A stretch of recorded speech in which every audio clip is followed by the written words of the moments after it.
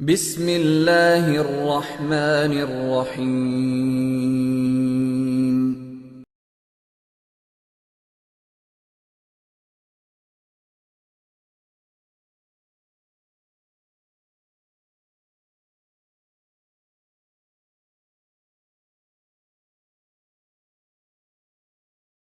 الحمد للہ وحدہ لا شریک لہ والصلاة والسلام علی من لا نبی بعدہ، اما بعد فاعوذ باللہ من الشیطان الرجیم، بسم اللہ الرحمن الرحیم۔ ما کان محمد ابا احد من رجالکم ولکن رسول اللہ وخاتم النبیین وکان اللہ بکل شیء علیما۔ اللہم صلی علی محمد وعلی آل محمد کما صلیت علی ابراہیم وعلی آل ابراہیم انک حمید مجید۔ اللہم بارک علی محمد وعلی آل محمد کما بارکت علی ابراہیم وعلی آل ابراہیم انک حمید مجید۔ میرے نہایت واجب الاحترام بزرگوں، مسلک اہل سنت والجماعت سے تعلق رکھنے والے وجود نوجوان دوستوں اور بھائیوں، اگر سماعت فرما رہی ہوں تو میری نہایت قابل صد احترام ماں اور بہنوں، مجھے یہ جان کر بہت زیادہ خوشی محسوس ہوئی کہ آج 12 جولائی 2012 کو میسور ہندوستان میں امام اعظم ابو حنیفہ رحمہ اللہ کے نام سے سیمینار منعقد ہے، جس میں اہل سنت والجماعت احناف اپنے مسلک کو واضح کرنے کے لیے اپنی خدمات کا اظہار بھی کریں گے اور اپنے مسلک کو دلائل کے ساتھ بیان بھی کریں گے۔ اور اس سیمینار میں گفتگو کرنے کے لیے جب مجھ سے حافظ ارشد زیدہ مجدہ نے اور ہمارے بہت معزز دوست اور میرے مستقل ایک سعودی عرب کے میزبان جناب اقبال یوسف صاحب نے رابطہ فرمایا تو مجھے بے حد خوشی بھی ہوئی ان کا کام دیکھ کر، اور مجھے اس بات کا نہایت شدت کے ساتھ احساس ہوا کہ جب یوں دور دراز رہنے والے حضرات مسلک اور کاز کے عنوان پہ کام کریں تو ہمیں چاہیے کہ ہم بھرپور ان کے ساتھ تعاون بھی کریں اور بھرپور جس حد تک ممکن کہ ان کا ساتھ بھی دیں۔ ہم دوسرے ملک میں رہتے ہوئے جو خدمات پیش کر سکتے ہیں انشاءاللہ العزیز اس کی خدمات میں اللہ رب العزت منظور ہوا تو کمی ہم نہیں آنے دیں گے۔ بہرحال میں یہ بات عرض کر رہا تھا کہ مجھے بے حد خوشی ہوئی کہ امام اعظم ابو حنیفہ رحمۃ اللہ علیہ کے نام سے سیمینار کا منعقد کیا گیا، اور اس بات کی شدت کے ساتھ اس دور میں ضرورت محسوس کی جا رہی ہے کہ اپنے ائمہ، اپنے فقہا اور اپنے اکابرین کے کارنامے اور خدمات کو اجاگر کرنے کے لیے اس قسم کے مختلف مقامات پر سیمینارز رکھنے کی بے حد ضرورت ہے، تاکہ آئندہ آنے والی نسلیں ہمارے کاز، ہمارے مسلک کو بھی سمجھیں اور مسلک اور کاز پر خدمات پیش کرنے والی شخصیات کو بھی سمجھیں۔ حضرت امام اعظم ابو حنیفہ نعمان بن ثابت رحمہ اللہ تعالی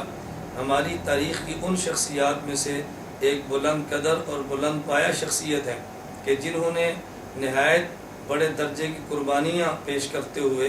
اللہ رب العزت کے دین، حضور اکرم صلی اللہ علیہ وسلم کی پیش کردہ سنتوں کو امت کے سامنے صحیح انداز میں پیش فرمایا ہے۔ میں نے حضرت امام اعظم ابو حنیفہ رحمۃ اللہ علیہ کی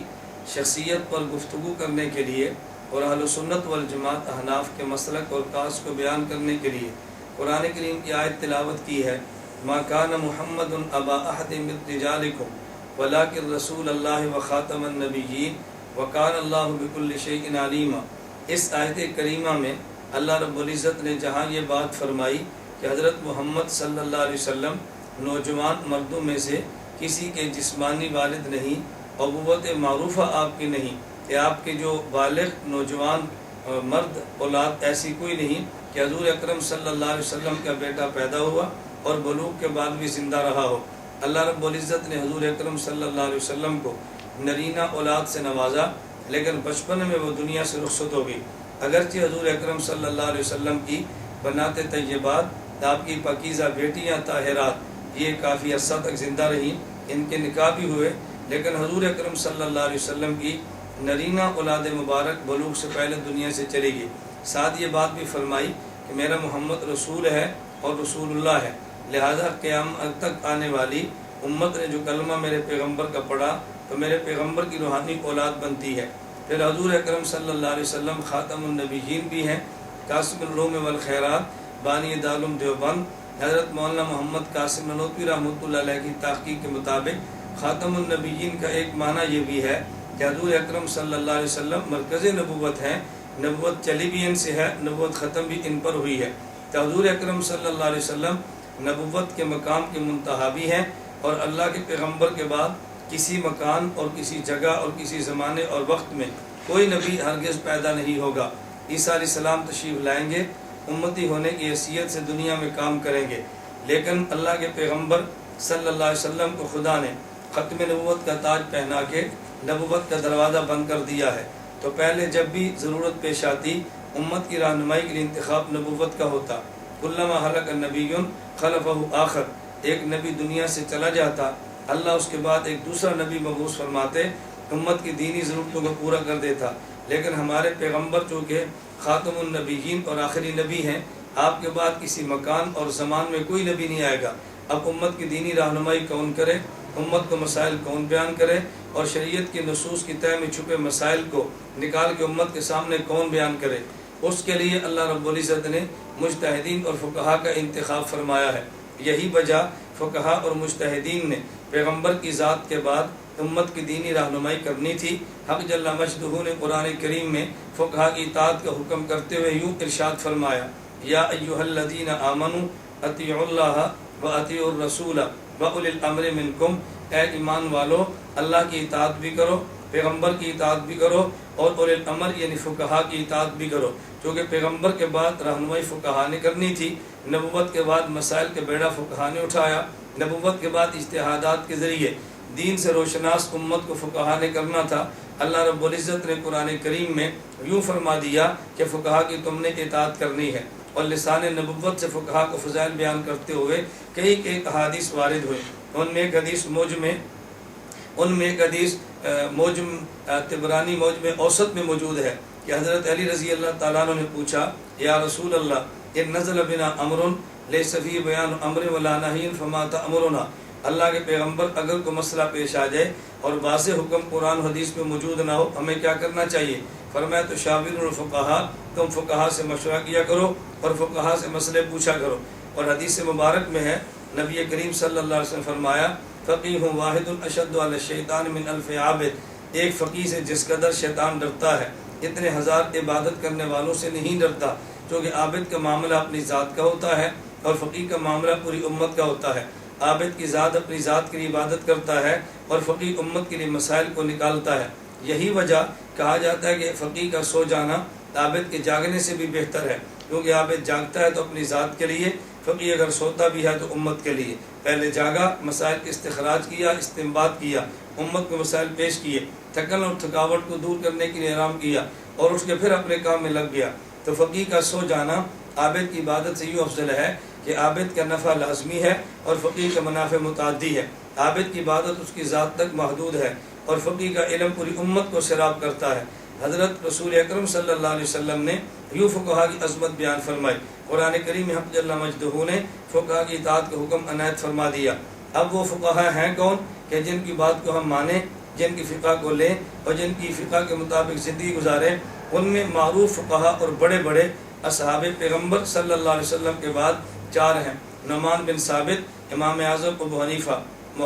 امام مالک، محمد بن ادریس امام شافعی، اور امام احمد بن محمد بن حنبل جنہیں امام احمد بن حنبل کہتے ہیں۔ یہ چار فقہا معروف ہیں۔ یہ چار کیوں ہیں اور باقی فقہا کا تذکرہ کیوں نہیں؟ بہت سارے حضرات یہ بات کہہ دیا کرتے ہیں کہ حضرات صحابہ کرام رضی اللہ عنہم اجمعین میں کس قدر فقہا اور مجتہدین تھے، ان کا تذکرہ تم نہیں کرتے، ان کی تقلید کی بات بھی نہیں کرتے۔ ہم نے کہا بنیادی وجہ یہ سوال وہی کرتا ہے کہ جس کے پاس علم کی کمی ہو، شریعت کو نہ جانتا ہو، ورنہ اس علم کا کوئی سوال کا جواز ہی نہیں ہے۔ تقلید ایسے امام کی کرتے ہیں کہ جس امام فقیہ اور مجتہد کے مسائل، اصول اور قواعد مدور ہو کر امت کے بعد پہنچی ہو۔ 1,24,000 صحابہ کرام رضی اللہ عنہم اجمعین میں سے بڑے بڑے بلند پایا فقہا مجتہدین بھی ہیں، لیکن ان کے اصول اور مسائل تحریر کی شکل میں امت کے پاس نہیں پہنچے، اس لیے تقلید کا معنی پھر فوت ہو جاتا ہے۔ تقلید جس مجتہد کی کریں گے ضروری ہے کہ اس کے مسائل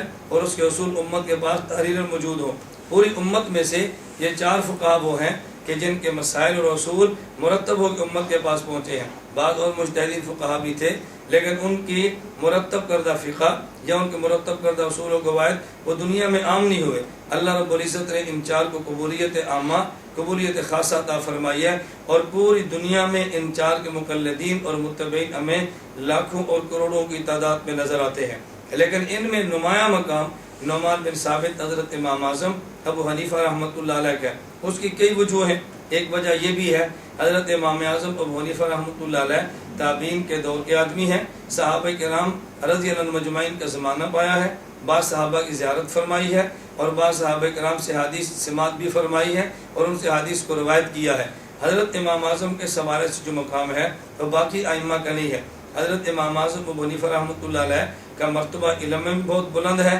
اور وہ زمانہ بھی تابعین اور صحابہ کا پایا۔ پھر حضرت امام اعظم ابو حنیفہ رحمۃ اللہ علیہ اس اعتبار سے بہت اہمیت کے حامل ہیں کہ جس مجتہد کی تقلید کرنی ہے ضروری ہے اس مجتہد کی فقہ مدون ہو، اس کے اصول اور مسائل مرتب ہو۔ اس کے لیے سب سے پہلے جس شخص نے قدم اٹھایا اور پایا تکمیل تک پہنچایا اس کا نام نعمان بن ثابت ہے۔ حضرت امام سیوطی رحمۃ اللہ نے لکھا ہے انہو اول من دفن علم الشریعہ ورتبہ ابوابا، جس شخص نے سب سے پہلے علوم شریعت کو مرتب اور مدون فرمایا حضرت امام اعظم ابو حنیفہ رحمہ اللہ تعالی۔ باقی تمام ائمہ عموماً حضرت امام مالک ان کے معاصر ہیں، باقی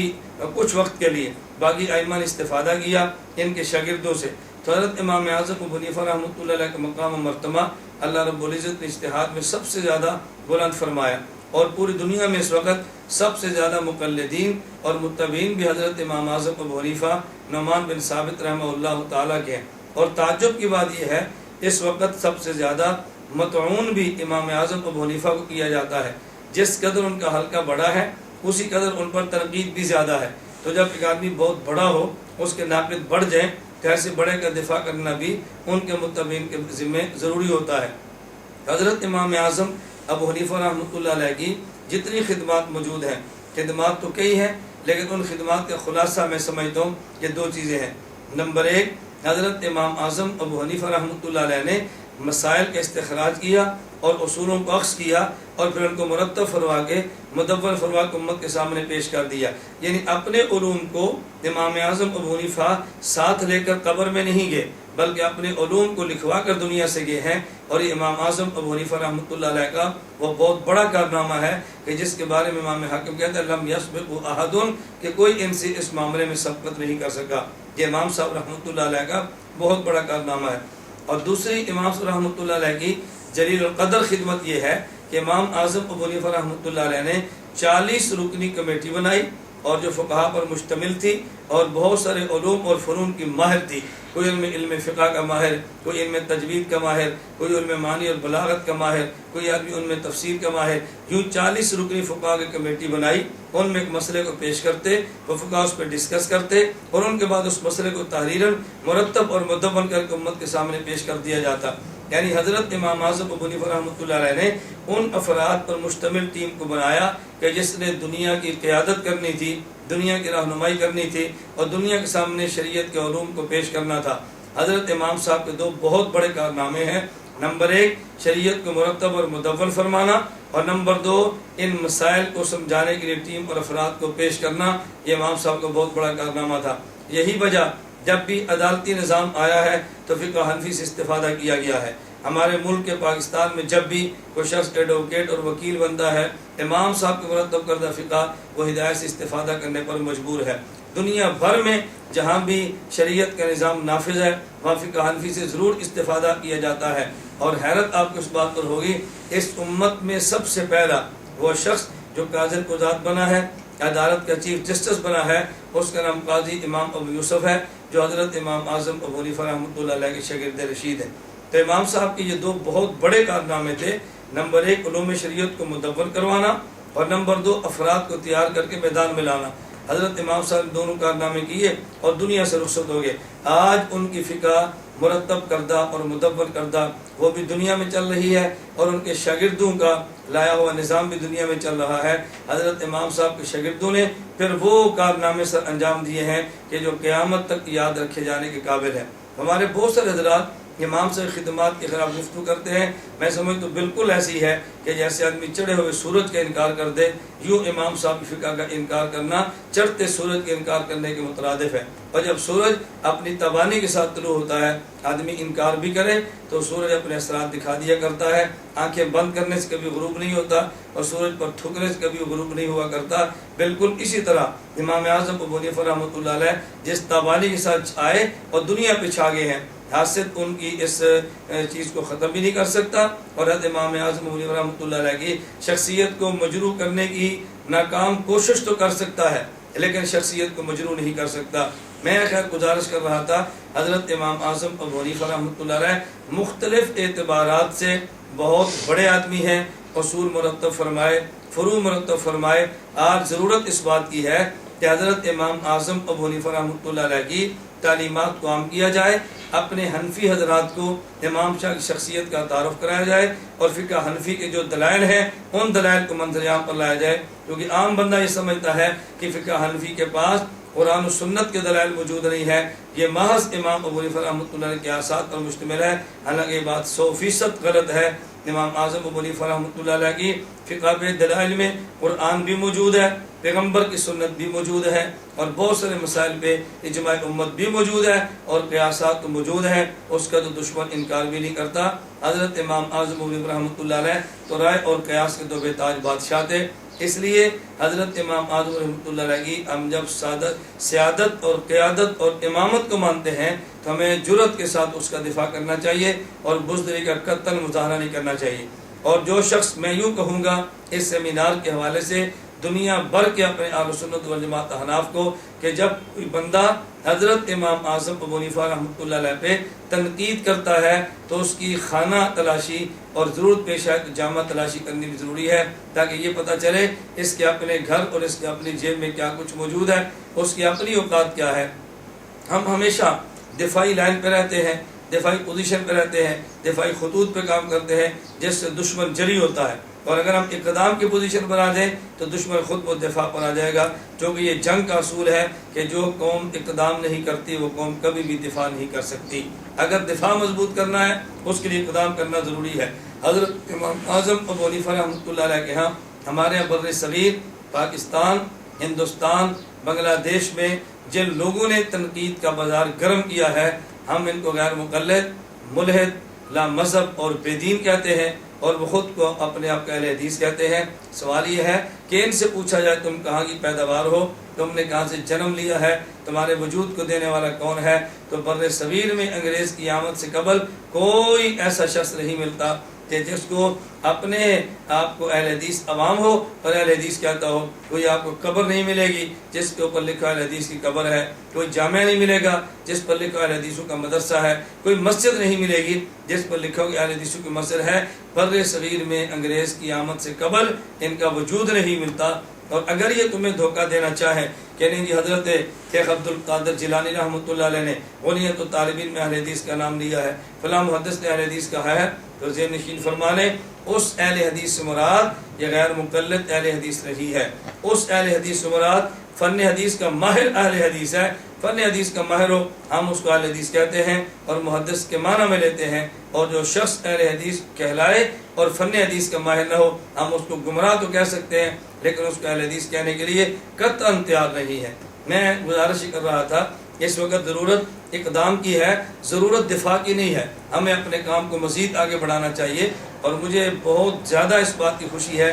کہ ہندوستان میں ہمارے دوست احباب، جیسے میں نے عرض کیا حافظ ارشد سلمہ، ان کا ہم سے تعلق بھی ہے، مجھ سے بیعت بھی ہیں، مجھ سے استفادہ بھی کرتے ہیں، مشاورت بھی کرتے ہیں۔ اسی طرح ہمارے محترم جناب اقبال یوسف صاحب، اللہ ان کی عمر میں برکت عطا فرمائے، درد رکھنے والے آدمی ہیں، کڑن رکھنے والے آدمی ہیں، اور صحیح معنی میں اپنے مسلک کے ساتھ پختگی رکھنے والے شخص ہیں، اللہ ان کی عمر میں برکت عطا فرمائے، اور جہاں بھی ہوتے ہیں صحیح عقیدہ اور صحیح مسئلے کی بات کرتے ہیں۔ میں دعا بھی کروں گا اللہ رب العزت ان کو ترقیات عطا فرمائے، میں دعا بھی کروں گا اللہ ان کے کام کو قبول فرمائے، اور جس حد تک ممکن ہوا ہم ان کا تعاون بھی کریں گے۔ میں خصوصیت اور تاکید کے ساتھ ہندوستان کے علماء کو عرض کروں گا جو ہمارے مشائخ، ہمارے اکابر، ہمارے بڑے ہیں، سر آنکھوں پہ ہم ان کی قدر کرتے ہیں، ہمارے دل میں رتی برابر ان کے لیے کوئی محک موجود نہیں ہے۔ لیکن جو ہمارے چھوٹی سطح کے حضرات ہیں، میں ان سے گزارش کروں گا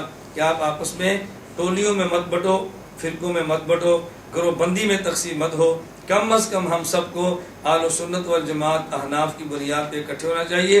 باہمی چھوٹے چھوٹے اختلاف کو بھلا دینا چاہیے، اور دشمن کے سامنے ہمیں منظم ہو کر اپنی علمی طاقت کا اظہار کرنا چاہیے۔ اس لیے اگر ہم منظم ہو کر اور متحد ہو کر کام نہیں کریں گے تو دشمن ایک ایک کو توڑ دے گا، ایک ایک کو کاٹ دے گا، اور اس کی بہت بڑی پلان یہ ہے ان کو مختلف ناموں سے تقسیم کر دیا جائے، مختلف ناموں سے ان کو ٹکڑوں میں تقسیم کر دیا جائے، اور مختلف ناموں سے ان کو گروہوں میں بانٹ دیا جائے، اور ہم اپنی طاقت استعمال کرتے ہوئے جو پیسوں کی صورت میں ہے، مادیات کی صورت میں ہے، یا تعمیرات کی صورت میں ہے، اپنے غلط مشن کو عام کریں۔ ایسا انشاءاللہ ہرگز نہیں ہوگا۔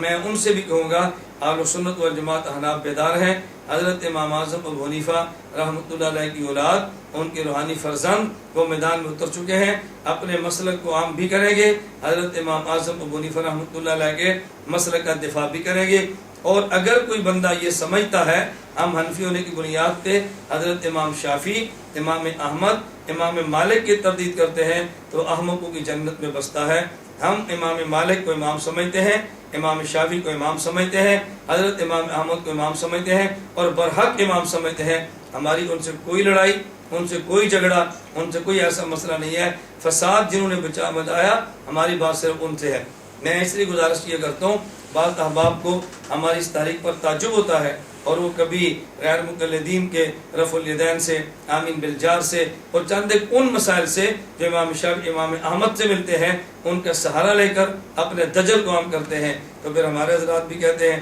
اگر وہ غلط ہیں تو پھر کعبہ والا فائدین کیوں کرتے ہیں، اگر وہ غلط ہیں مدینہ منورہ والے یوں کیوں کرتے ہیں۔ میں کہتا ہوں اچھی طرح بات سمجھو، مدینہ منورہ مکہ مکرمہ کے ائمہ حضرت امام احمد بن حنبل رحمہ اللہ تعالیٰ کے مقلد ہیں۔ ہماری ان سے کوئی لڑائی، کوئی جھگڑا نہیں ہے۔ ہم ان کے رفع الیدین کی تردید بھی نہیں کرتے، ان کے آمین کی تردید بھی نہیں کرتے۔ جھگڑا تو ان سے ہے کہ جو رفع الیدین کرتے ہوئے ترک رفع الیدین کی تردید کرتے ہیں، اور اس بات کے اعلان کرتے ہیں کہ رفع الیدین کے بغیر نماز پڑھو گے، نماز نہیں ہوگی۔ یہ بالکل جھوٹ ہے۔ اگر تم نے آمین آہستہ کی تمہاری نماز نہیں ہوگی، یہ بالکل جھوٹ ہے۔ اگر تم نے امام کے پیچھے فاتحہ نہ پڑھی تو نماز نہیں ہوگی، یہ جھوٹ ہے۔ پھر اس پر مناظرہ بازی، اس پہ چیلنج بازی، اس پہ کفر و شرک کے فتوے، یہ ان کا کام ہے، مکہ اور مدینہ منورہ والوں کا کام، مدینہ منورہ والوں کا کام نہیں ہے۔ بحمد اللہ تعالیٰ میں سال میں 2 مرتبہ مکہ مکرمہ مدینہ منورہ حاضری دیتا ہوں، علماء سے ملاقات ہوتی ہے، عوام سے ملاقات ہوتی ہے۔ ہم نے آج تک نہیں دیکھا کہ امام مسجد حرام مکہ مکرمہ یا امام الحرم مدینہ منورہ، کسی بھی امام نے آج تک حنفیت کو گمراہ کہا ہو، حنفیت کو چیلنج کیا ہو، بلکہ ہم نے کانوں سے یہ گونجتی آواز امام کعبہ کی سنی ہے کہ جس میں انہوں نے کہا من سلف، سلف کسے کہتے ہیں؟ پہلے صحابہ کا نام لیا، پھر کہا سلف هو الامام ابو حنیفہ والامام مالک والامام الشافعی والامام احمد بن حنبل۔ انہوں نے خود اس بات کا اعتراف کیا کہ یہ ہمارے اسلاف ہیں، اور جو ان کو مانتا ہے وہ سلفی ہے، اور جو ان کے خلاف فتوے دیتا ہے وہ قطعاً سلفی نہیں ہو سکتا۔ میں اس لیے دوستو آپ سے گزارش کروں گا کہ ان کے حرمین کے نام لے کر دھوکہ دینے کو کبھی ان کے دھوکے میں مت آنا، اور عوام کو یہ بات برابر کراؤ، اور یہ بات عوام کو سمجھاؤ کہ یہ بالکل الگ ہیں، ہم بالکل الگ ہیں، ہم اہل سنت والجماعت ہیں، اور یہ تکفیری فرقہ ہے۔ تکفیری کا معنی کیا؟ ہم ان کو کافر نہیں کہہ رہے۔ تکفیری کا معنی یہ اپنے علاوہ ہر کسی کے کفر کے فتوے دیتے ہیں، شرک کے فتوے دیتے ہیں، امت میں توڑ پیدا کرتے ہیں، اور جب آپ جرأت کے ساتھ ان کا مقابلہ کریں گے تو پھر یہ آیتیں آپ کو سنائیں گے، وَاعْتَصِمُوا بِحَبْلِ اللَّهِ جَمِيعًا وَلَا تَفَرَّقُوا، اللہ کے لیے ٹکڑوں مت بٹو، اکٹھے ہو جاؤ۔ اور جب آپ نہیں بولیں گے تو کفر اور شرک کی مشین بن کے پوری امت کی گمراہی کا اعلان کریں گے۔ میں خیر گزارش کر رہا تھا، کوئی بہت لمبا بیان کرنا مقصود نہیں ہے، میں تو صرف اپنی حاضری لگوانے کے لیے آپ حضرات کی خدمت پیش ہوا ہوں۔ اور ہمیں بھائی ارشد اور بھائی اقبال صاحب، یوسف صاحب نے فرمایا کہ حضرات کی خواہش ہے کہ اس کانفرنس میں آپ کی شرکت ہو۔ میرا چونکہ آنا وہاں مشکل تھا، ویزے کا مسئلہ، وقت کا مسئلہ، تو پھر ان حضرات نے کہا اگر آنا مشکل ہے تو کم از کم آپ وہاں سے کچھ مختصر سا بیان کر دیں تاکہ یہاں بیٹھے ہوئے حضرات سن لیں۔ تو میں نے ان کی دعوت پہ لبیک کہا اور آمین کہا، اور انشاءاللہ ثم انشاءاللہ وہ وقت بھی ضرور آئے گا کہ جب ہم براہ راست ہندوستان کا سفر کرتے ہوئے آپ کی خدمت میں پہنچیں گے اور آپ میں بیٹھ کر اپنے مسلک اور اپنے عقیدے کی بات کریں گے انشاءاللہ ثم انشاءاللہ۔ میں پھر آپ کی خدمت میں گزارش کروں گا کہ مجھے آپ کے سیمینار سے بہت خوشی ہے، اور میں آپ سے گزارش کروں گا باہمی اختلافات کو ختم کر کے حنفیت اہل سنت والجماعت کی بنیاد پہ آگے بڑھیں اور دشمن کا تعاقب کریں، دلائل کے ساتھ جواب دیں، اور کام کرنے والوں کی حوصلہ افزائی کریں، حوصلہ شکنی مت کریں۔ اگر ہم خود کام نہیں کر سکتے تو کام کرنے والوں کی حوصلہ افزائی کریں، اگر خود نہیں کر سکتے تو کام کرنے والوں کی اللہ کے لیے حوصلہ شکنی مت کریں، اس میں نقصان شدید ہوگا، امت تباہ ہوگی، امت برباد ہوگی۔ ہمارے یہاں پاکستان میں اتحاد اہل سنت والجماعت کے نام سے بہت بڑی علمی جماعت موجود ہے۔ مرکز اہل سنت والجماعت سرگودا اس کا مرکز ہے، وہاں پہ علماء ہر سال تیار ہوتے ہیں، متخصصین تیار ہوتے ہیں، اور ہمارے یہ عزائم میں شامل ہے۔ آپ دعا کریں اللہ میں اسباب عطا فرمائے۔ ہم چاہتے ہیں کہ جس طرح مرکز اہل سنت والجماعت سرگودا میں ہم علماء کو تخصص کرواتے ہیں، اسی طرح کوئی مختصر سا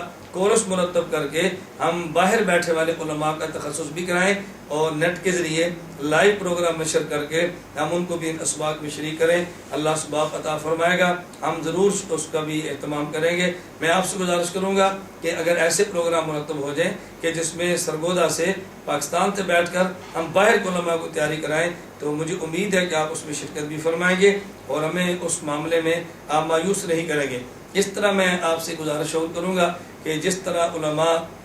اس کام میں آگے بڑھے ہیں، اپنے ساتھ عوام کو شریک کرنے کے لیے شارٹ کٹ کورسز کی ترتیب بنائیں۔ اس کے لیے بہترین ایک میرا مرتب کردہ کورس ہے صراط مستقیم کے نام پر، جو مردوں کے لیے الگ ہے اور خواتین کے لیے الگ ہے۔ اگر ہندوستان میں آپ اس کا اہتمام فرما سکیں، مردوں میں الگ عورتوں میں الگ، تو میرے خیال میں اس کا انشاءاللہ بہت فائدہ ہوگا۔ 40 اسباق پر مشتمل ہے، ان میں سے ہر ایک سبق میں ایک آیت، ایک حدیث، ایک عقیدہ، ایک مسئلہ اور ایک مسنون دعا شامل ہے۔ آپ اندازہ فرمائیں کس قدر جامع یہ کورس ہے۔ اگر ایک نوجوان بچہ یا ہماری ماں اور بہن اس کورس کو کر لیتی ہے تو انشاءاللہ اپنے عقائد اور مسائل اس کے سامنے مضبوطی کے ساتھ آئیں گے۔ پھر یہ تو ان کو جمع کرنے کا ایک بہانہ ہے، آگے آپ ان کو بلا کر ذہن سازی جس قدر کرنا چاہیں وہ آپ کے لیے دروازے کھلے ہیں۔ اسی طرح ہماری ahnafmedia.com، alitihad.org ہماری ویب سائٹس ہیں۔ میں گزارش کروں گا آپ اس کا وزٹ بھی کریں، اس کے کورسز میں شرکت بھی کریں، اور جس حد تک اللہ توفیق عطا فرمائے